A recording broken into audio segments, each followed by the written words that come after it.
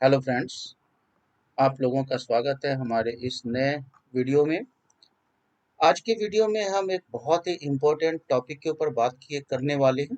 जब जहाँ तक आपको पता है कि सेबी के नए नियम एफ&ओ के ऊपर फ्यूचर एंड ऑप्शन के ऊपर आ गए हैं और ये अगले हफ्ते से लागू भी हो जाएंगे। तो आपको पता ही है, अब फ्यूचर एंड ऑप्शन की दुनिया थोड़ी सी बदलने वाली है। तो इस बदलती दुनिया को समझना और ट्रेडिंग करने से पहले इसको अच्छे से जान लेना बहुत ही ज़रूरी है, नहीं तो काफ़ी ज़्यादा नुकसान हो सकता है। तो आइए शुरू करते हैं कि सेबी के एफ&ओ पर नए नियम क्या है, प्रमुख बदलाव क्या है और बाजार पर उनका प्रभाव कैसे पड़ेगा। मैं राकेश कुमार सिंह हमारे इस नए चैनल ट्रेड सेंस पर आप लोगों का स्वागत करता हूं। तो आइए शुरू करते हैं। तो सेबी के एफ&ओ ट्रेडिंग नियमों का परिचय कुछ इस प्रकार है कि सेबी ने F&O future and option trading के लिए नए नियमों की घोषणा की है। इनका उद्देश्य बाजार की स्थिरता, निवेशक की सुरक्षा और रिस्क मैनेजमेंट को कम करना है, रिस्क मैनेजमेंट को बढ़ावा देना है। इसका लक्ष्य क्या है, गोल क्या है? एफ&ओ बाजार को अधिक पारदर्शी, ट्रांसपेरेंट, स्थिर, स्टेबल और निवेशकों के अनुकूल बनाना है। पहले ये तीन चीजें तो हमें ध्यान रखनी होगी कि सेबी ने ये नए नियम लाए ही क्यों हैं। अब इस सेबी के नए नियमों में जो एफ&ओ के ऊपर है, उनके मुख्य बदलाव कौन कौन से? सबसे पहला बदलाव है आपका कॉन्ट्रैक्ट वैल्यू में वृद्धि। दूसरा है एक्सट्रीम लॉस मार्जिन का इंट्रोडक्शन इन्होंने किया है। एक्सपायरी डे पर कैलेंडर स्प्रेड लाभ की समाप्ति कर दी गई है। लेन देन शुल्क और सिक्योरिटी ट्रांजेक्शन टैक्स में बदलाव किया गया है। साप्ताहिक एक्सपायरी कॉन्ट्रैक्ट में भी बदलाव किया गया है। वीकली एक्सपायरी जो कॉन्ट्रैक्ट्स होते हैं उसमें भी बदलाव किया गया है। तो सबसे पहले हम लोग समझेंगे कि बढ़ी हुई कॉन्ट्रैक्ट साइज क्या है। जैसा कि आपको पता है कि निफ्टी 50 की कॉन्ट्रैक्ट साइज जो है 25 की होती थी और कॉन्ट्रैक्ट वैल्यू अराउंड 6.25 लाख की होती थी। मार्जिन की जरूरत 73,200 की होती थी। बाद में अब जो चेंजेस हुए हैं उसमें निफ्टी की जो कॉन्ट्रैक्ट साइज है वो 75 हो गई है और कॉन्ट्रैक्ट वैल्यू जो है 20 लाख की हो गई है। मार्जिन अब 2,34,000 की चाहिए। इसका निष्कर्ष क्या निकला है कि अब ट्रेडिंग के लिए अधिक पूंजी की हमें आवश्यकता होगी। अधिक मार्जिन की आवश्यकता के कारण जो ट्रेड की गतिविधियां हैं, ट्रेड में जो काफी ज्यादा नए लोग आ जाते थे उसमें थोड़ी सी कमी आएगी। कॉन्ट्रैक्ट वैल्यू क्या होता है, पहले ये हम समझें। तो फ्यूचर एंड ऑप्शन ट्रेडिंग में कॉन्ट्रैक्ट वैल्यू का मतलब होता है उस विशेष फ्यूचर या ऑप्शन कॉन्ट्रैक्ट की कुल मूल्य जिसे एक ट्रेडर द्वारा खरीदा या बेचा जाता है। यह मूल्य उस अंडरलाइंग संपत्ति की कीमत और कॉन्ट्रैक्ट साइज के आधार पर निर्धारित होता है। यानी कि कॉन्ट्रैक्ट की साइज कितनी है और उसकी प्राइस क्या चल रही है। मान लीजिए कि आज के दिन में निफ्टी 50 का इंडेक्स जो है 23,500 है और एक कॉन्ट्रैक्ट साइज 75 यूनिट्स है। तो कॉन्ट्रैक्ट की जो वैल्यू होगी 23,500 को आप 75 कॉन्ट्रैक्ट साइज से, यानी कि 23,500 क्या है इंडेक्स का मूल्य और 75 है कॉन्ट्रैक्ट साइज, इनको मल्टीप्लाई कर दीजिए तो कॉन्ट्रैक्ट की वैल्यू जो आ रही है 17,62,500 है। इसका मतलब यह है कि निफ्टी 50 का एक फ्यूचर कॉन्ट्रैक्ट जो होगा वो 17,62,500 का होगा। तो कॉन्ट्रैक्ट वैल्यू का आकलन इस प्रकार से किया जाता है कि यह ट्रेडर्स को यह समझने में मदद करता है कि वे जिस कॉन्ट्रैक्ट को ट्रेड कर रहे हैं वो कितने बड़े होंगे या कितने छोटे होंगे और इसके लिए कितने मार्जिन की, सिक्योरिटी डिपॉजिट की आवश्यकता होगी। अब कॉन्ट्रैक्ट वैल्यू में वृद्धि, जैसा कि आपको समझ में आ गया होगा कि इंडेक्स डेरिवेटिव कॉन्ट्रैक्ट की न्यूनतम वैल्यू 15 लाख की होगी और नया जो कॉन्ट्रैक्ट साइज जो है निफ्टी 50 का 25 से बढ़ाकर 75 कर दिया गया है। बीएसई सेंसेक्स की बात करें, बीएसई में जो सेंसेक्स ट्रेड करता है उसका कॉन्ट्रैक्ट साइज 10 से बढ़ाकर 20 कर दिया गया है। और ये सारे जो है जो नए नियम आए हैं ये लागू होंगे 20 नवंबर 2024 से। पुराने कॉन्ट्रैक्ट 24 से 26 दिसंबर 2024 तक ट्रांजिशन में होंगे जो मंथली कॉन्ट्रैक्ट हैं। फिर उसके बाद फिर नए नियम के आधार पर ही नए कॉन्ट्रैक्ट चालू होंगे। अब आपको ध्यान होगा कि पहली चीज तो ये हो गई कि कॉन्ट्रैक्ट वैल्यू में वृद्धि हो गई। दूसरी क्या है, एक्सट्रीम लॉस मार्जिन का इंट्रोडक्शन किया है। तो ये एक्सट्रीम लॉस मार्जिन या ईएलएम क्या होता है इसको हम लोग पहले जान लें।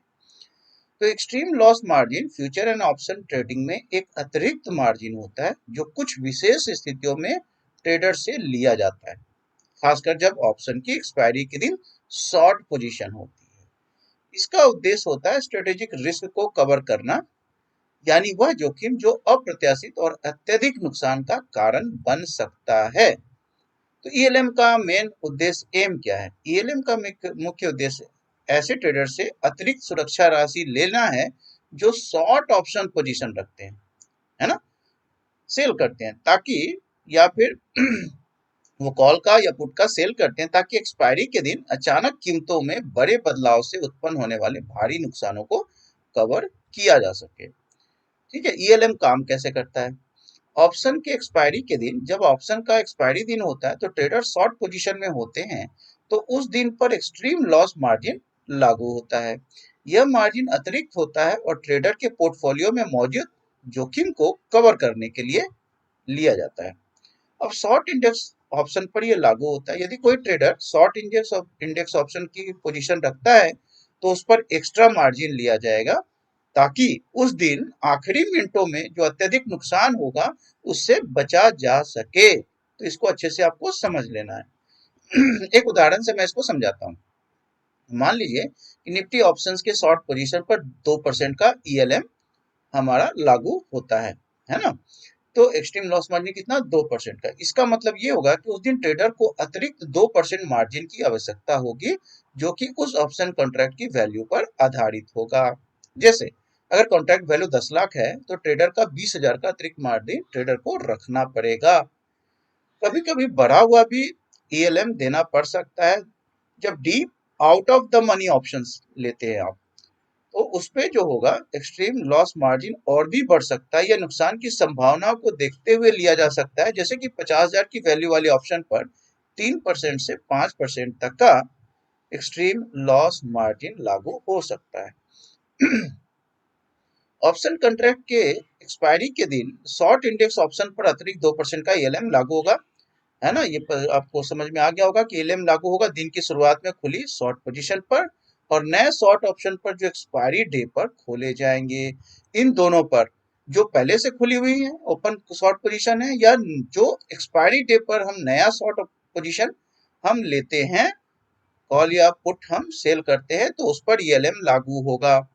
उदाहरण के लिए निफ्टी ऑप्शन पर एक्सपायरी दिन में 2 से 3% तक अतिरिक्त मार्जिन लागू होगा। अब हम तीसरी जो इंपॉर्टेंट चीज देखने जा रहे हैं, वो आपको पता होगा कि एक्सपायरी डे पर कैलेंडर स्प्रेड लाभ की समाप्ति कर दी गई है। ये क्या होता है, इसको हम लोग अच्छे से समझते हैं। तो कैलेंडर स्प्रेड बेसिकली होता क्या है?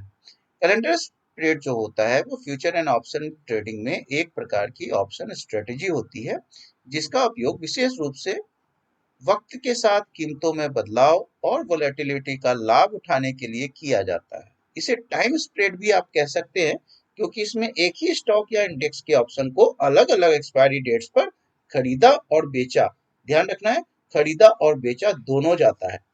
ओके। इसका तरीका क्या है? तरीका यह है कि कैलेंडर स्प्रेड में एक ही अंडरलाइंग स्टॉक या इंडेक्स के दो ऑप्शन पोजीशन बनाई जाती है। एक लॉन्ग ऑप्शन पोजीशन बनाते हैं, एक ऑप्शन को दूर की एक्सपायरी तारीख आमतौर पर 1 महीने से अधिक पर खरीदा जाता है।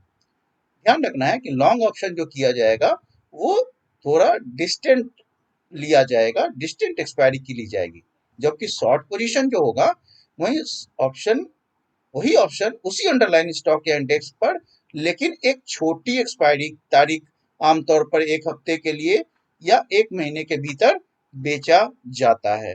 तो लॉन्ग ऑप्शन में हम लोग क्या करते हैं, और दूर की एक्सपायरी तारीख का हम लोग ऑप्शन खरीदते हैं, और शॉर्ट ऑप्शन में क्या करते हैं कि थोड़ा डिस्टेंट एक्सपायरी का हम शॉर्ट ऑप्शन बेचते हैं। ठीक है, तो ये है इसका तरीका। अब कैलेंडर स्प्रेड का उद्देश्य क्या है, एम क्या है? इसका उद्देश्य है टाइम डीके और वोलेटिलिटी के लाभ को, यानी दोनों के लाभ को प्राप्त करना।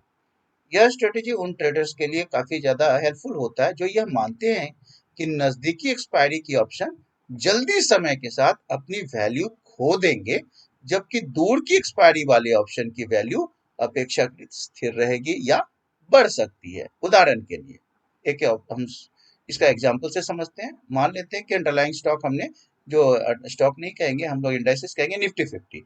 तो लॉन्ग पोजीशन जब हम बनाते हैं तो निफ्टी 50 के मान लो मार्च 2025 की ऑप्शन हम ज्यादा समय के लिए लॉन्ग पोजीशन बना रहे हैं, और शॉर्ट पोजीशन जो बना रहे हैं वो फरवरी का शॉर्ट पोजीशन बना रहे हैं, फरवरी 2025 का, जो कि कम समय के लिए, ठीक है ना। तो लॉन्ग पोजीशन ने ज्यादा समय के लिए बनाया और शॉर्ट पोजीशन हमने कम समय के लिए बनाया। यहाँ आप मार्च 2025, यहाँ 2024 लिखा हुआ है, आप इसको 2025 देखें। आप मार्च 2025 के ऑप्शन को खरीदते हैं जबकि फरवरी 2025 के ऑप्शन को बेचा जाता है, ठीक है ना। तो ध्यान रखना है, क्या कर रहे हैं आप, मार्च 2025 की ऑप्शन को खरीदते हैं जबकि फरवरी 2025 की ऑप्शन को आप बेचते हैं।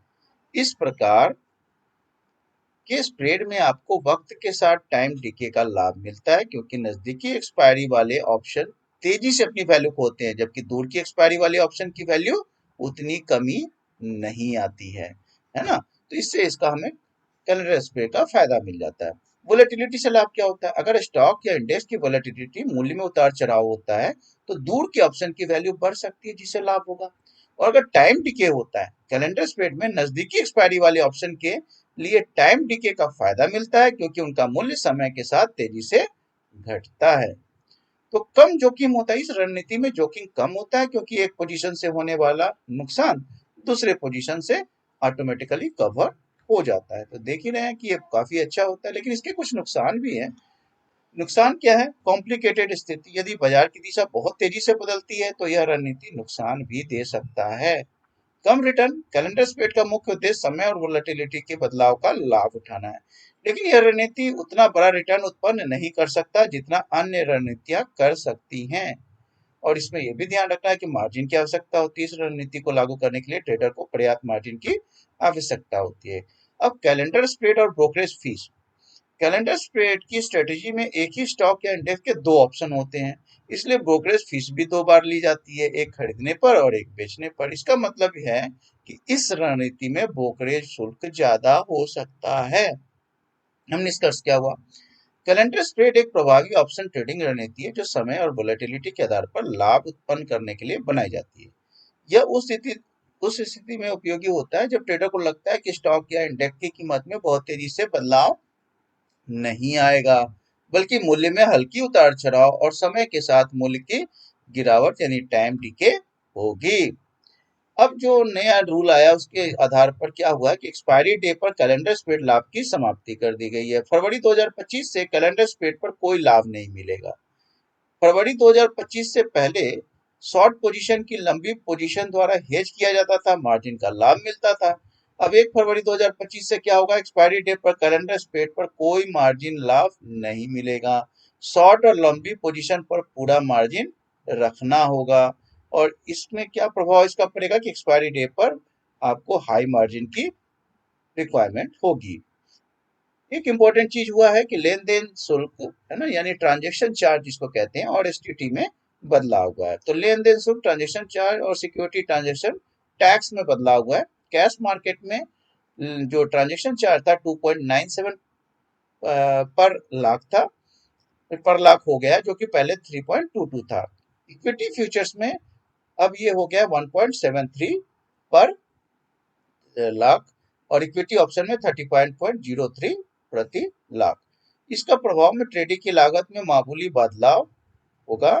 फ्यूचर पर एसटीटी 0.02% से बढ़कर 0.02% बढ़ करके 0.0125% हो गया है। तो एसटीटी और ट्रांजेक्शन टैक्स में भी बदलाव हुए हैं। साप्ताहिक एक्सपायरी कॉन्ट्रैक्ट्स में भी बदलाव हुए हैं। साप्ताहिक एक्सपायरी कॉन्ट्रैक्ट्स में क्या हमने देखा कि निफ्टी 50 में ही साप्ताहिक एक्सपायरी होगी और साथ में बीएससी में केवल सेंसेक्स में साप्ताहिक एक्सपायरी होगी। आपको पता है निफ्टी में 50 शेयरों का कलेक्शन है और सेंसेक्स में 30।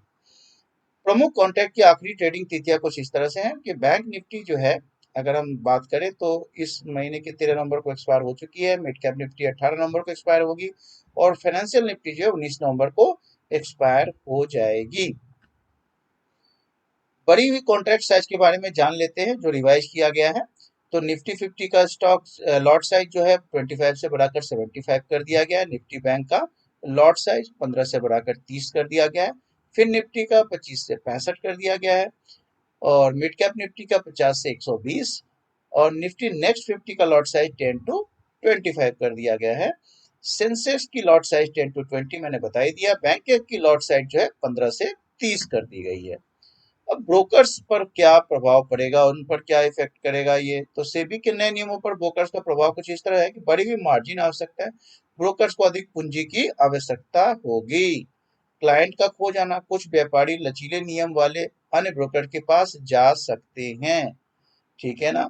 संगतता की कमी मतलब ब्रोकर्स को नए नियमों के अनुरूप तकनीकी यानी टेक्निकल जो है इन्वेस्टमेंट करना होगा। नए नए संसाधनों की उनको आवश्यकता होगी, अपने प्लेटफॉर्म को उनको मॉडिफाई करना होगा, तो इस पर उनको खर्च आएगा।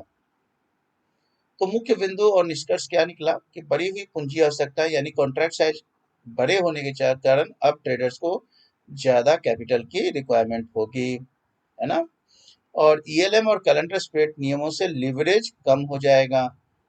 लेन देन शुल्क और एसटीटी में यानी ट्रांजेक्शन चार्ज और एसटीटी में थोड़ा वृद्धि हो जाएगा। खुदरा व्यापारियों पर क्या प्रभाव होगा, अधिक मार्जिन और उच्च शुल्क के कारण जो हमारा रिटेल ट्रेडर्स हैं उनके लिए कुछ कुछ बाधाएं आएगी उनको। ब्रोकर्स की अनुकूलन आवश्यकता, ब्रोकर्स को नए नियमों के अनुसार अपने सिस्टम और संसाधन को अपडेट करने होंगे। तो ये निष्कर्ष क्या निकला कि नए नियम से बाजार में थोड़ी स्टेबिलिटी आएगी और जो रिटेल ट्रेडर्स को थोड़ा सा सेफ्टी मिलेगा। लेकिन ये है कि जो रिटेल ट्रेडर्स हैं या जो ट्रेडर्स हैं उनको थोड़ा सा लागत में और पूंजी में ज़्यादा रिक्वायरमेंट होगा, नई पूंजी लानी पड़ेगी, थोड़ी पूंजी की रिक्वायरमेंट बढ़ जाएगी, है ना, लागत भी उनका बढ़ जाएगा। नए परिवर्तनों के अनुकूलन व्यापारियों और ब्रोकर्स को यानी ट्रेडर्स और ब्रोकर्स को नए परिवर्तन के अनुसार, नए नियमों के अनुसार अपने रणनीतियों का फिर से समायोजन करना होगा और उसके हिसाब से काम करना होगा। Okay, thank you very much. आज के वीडियो में बस इतना ही, मिलते हैं अगले इंफॉर्मेटिव वीडियो के साथ। अगर आपको ये वीडियो अच्छा लगा हो तो आप लाइक करें, शेयर और सब्सक्राइब करें। Thank you very much.